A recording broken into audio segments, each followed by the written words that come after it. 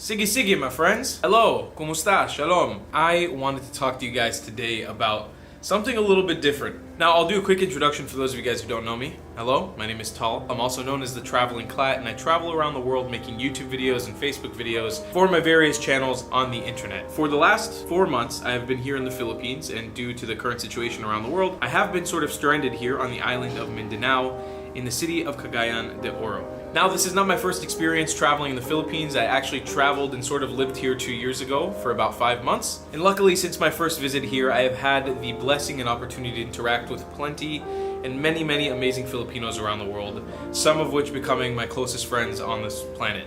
Today, I wanted to tell you guys a story about the incredible relationship that the Philippines has with my home country, not just the United States of America where I was born, but what I consider my true home, the land and state of Israel. And beyond just having a relationship with Israel, having a relationship with the Jewish people, the Jewish nation of which I am a part of. The reason that I chose today to make a video talking about this topic is because today is a very significant day for Jewish people. You see, this is a video that is not going to get a million views. It's not a video that's going to be super popular because just generally, it's not something that most people want to intake. But besides that, due to the topics that I'm about to speak of, there's a very good chance that YouTube will demonetize this video, which will hinder its ability to get out to you. So keep in mind, if you like the message of the video, please do share it, because I probably won't be able to get it out to people because YouTube will be muting and censoring this video. That being said, the topic is too important for me to censor anything myself, so I don't want to actually censor anything. I want to tell you guys how it is, the story as it happened. So today in Israel and the rest of the world, Jews are celebrating but also mourning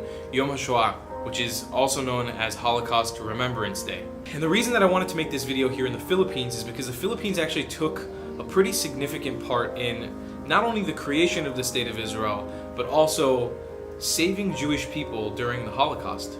Now, for those of you guys who have no idea what I'm talking about, I want to explain to you how this Southeast Asian nation that's been colonized and conquered by so many different people actually took in Jewish people at the end of the Holocaust to make sure as refugees that would be safe here in their country. So just a little bit of history for you guys about the Philippines. The Philippines is a nation that has been conquered and conquested by many different peoples around the world. You know, you'll walk around here, you'll see some Filipinos that look Korean, some that look Spanish, some that look Chinese, some that look slightly Indian. It's really interesting to have a nation with such a diverse, group of people, but all coming under the one hood of Filipino. And that's because this country has had conquests from the United States, had a 400-year occupation by Spain, was invaded by the Japanese, the Chinese, the Indians, the Arabs, and many other different groups that sailed past here, found the riches and the kindness of these people, and decided to either leave them with bounties or leave them with pain and anguish. But no matter what, no matter how many times the Philippines has been conquered or hurt or stabbed in the back, the people always remain humble, hardworking, and ready to accept people into their lives, especially people that they don't know. So before I tell you guys how this relates to the Holocaust, I want to tell you guys something that maybe not a lot of you even know. If you've ever heard of the Spanish Inquisition, this was a very difficult time for many Jews in Spain. While they were still a minority, a lot of Jews congregated in that country, and that actually came out with the term Sephardi in conjunction with Mizrahi, Sephardi, and Ashkenazi to sort of coin the terms or the history of the lineage of the Jew that you're talking about. During the Inquisition, many Jews in Spain were given the option to either convert to Christianity or flee or face certain death. So many Jews left. These Jews were termed marranos or conversos. But little did you know, a lot of the Jews that fled Spain actually made it to the island of Samar, an island that I recently had the privilege to travel through. And they became a term called crypto-Jews, Jews that lived in secrecy. They sailed all the way to Samar to find safe refuge and practice their religion freely. So this was sort of the first trickling in of Jewish people, and the relationship between Jewish Filipinos was around that time. And this is where the story takes a really dark turn. Prior to 1935, there was slow masses of immigration of Jews to the Philippines, but it was never something substantial.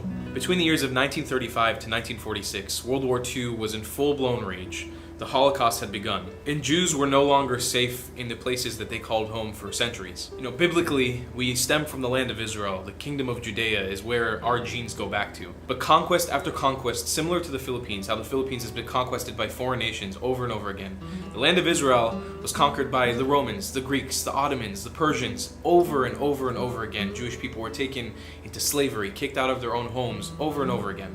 So we existed in what is called the diaspora, the Jewish diaspora. So there were many Jews living around the world in places that had become home but were never really home.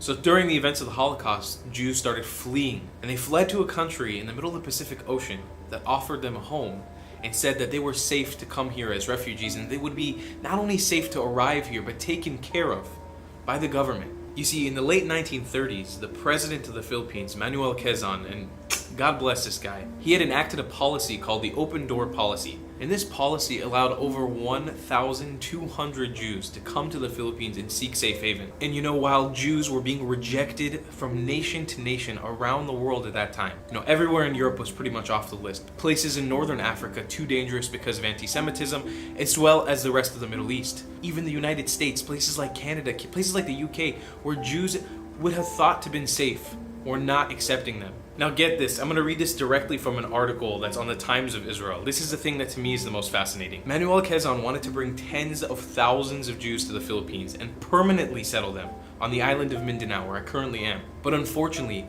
the Americans, the United States of America, which was the occupying force in the Philippines at the time, they rejected the idea, only allowing about 1,000, 1,200 to settle here. And this is not me taking any sort of dig at the United States of America. I'm proud to be an American. I love the United States. But from the same perspective, it's such a testament to the Filipinos and the connection that me as an Israeli, as a Jew, has with the Filipino people, more so than an American. And I think the story of how a president in the Philippines fought to get Jews here and wanted even more, but was rejected that opportunity, it shows the testament of how our bond as Filipinos and Jews, Filipinos and Israelis should not only be as tight as possible, but should continue forever. Now, of course, this is a very abridged version of the story. I'm telling you guys something that will fit in a YouTube video. So, of course, if you're interested in more history, definitely read up about it. But the story doesn't end there. It doesn't just end at the end of the Holocaust. The relationship between Israel and the Philippines, the Jewish people and the Philippines, has actually stemmed into even more of a beautiful relationship now in the modern age. Israel was established in 1948 as what it is now, the State of Israel. Proudly, in 1958, there was a treaty signed of the friendship between the Philippines and Israel, both countries opening embassies in their various capitals, one in Tel Aviv and one in Manila. But to get to that point, when the voting for the State of Israel happened in the UN, the Philippines was the one and only country on this whole continent of Asia that voted for Israel. And for that, Israel has never forgotten. And that's something that I hope Israelis and Jewish people around the world will never forget, because our ally, the ones who decided to take a step above and save us after fleeing a genocide in Europe, actually voted for our statehood, for our independence. When Filipinos come to Israel, the visa requirements that are pretty strict for a lot of other countries are waived almost entirely. And for Israelis coming to the Philippines, I actually get a 60-day free visa on arrival here with my Israeli passport. So I'm able to stay here for longer without having to pay as much. And the ties are endless. I mean, Filipinos and Jews have been traveling across each other's countries for a couple of decades now.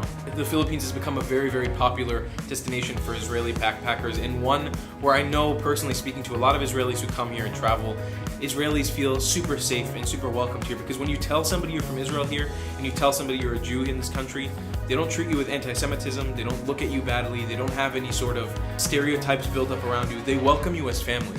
They usually say, oh, you're from the land of Jesus. But there's always that really, really tight root relationship. And there's so many Filipinos that live and work in Israel, either as overseas workers or as permanent residents there. It's one of our biggest migrant groups in Israel. There's actually a fair that's held in Israel, in the city of Haifa, the one that I hopefully want to live in one day. It's called the Philippines Fair, and it's held by the Philippines Embassy. It's to celebrate this relationship between Israel and the Philippines, and it's a festival that celebrates Filipino culture and food across Israel. When I was 19 and I had just started my travel journey, I was working on one of my uncle's kibbutzes, which is a sort of farming community in northern Israel. And while I was working on that farm, I actually worked on an almond orchard, picking almonds, putting them into a bag, and the people who worked alongside me were Filipinos. And this was a time where I was introduced into some of the culture, the fun-loving attitude, the hilarious dialects, and the relationship between Philippines and some of the different islands and countries and food and whatever it was. I learned a lot by just being with these Filipinos. And after that, when I went on my cargo ship journey, most of the crew was Filipino, so I was able to really bond with them. And then eventually when I came here, the plan was to be here for about a week, 2, maybe a month. I ended up staying 5 months, and the country brought me back again. And now it looks like I'm gonna be here for way longer than I ever anticipated. I've had so many accounts. I mean, it would be impossible to name everybody in one video, but so many Filipinos, and I've made tons of vlogs on this so you could see it firsthand.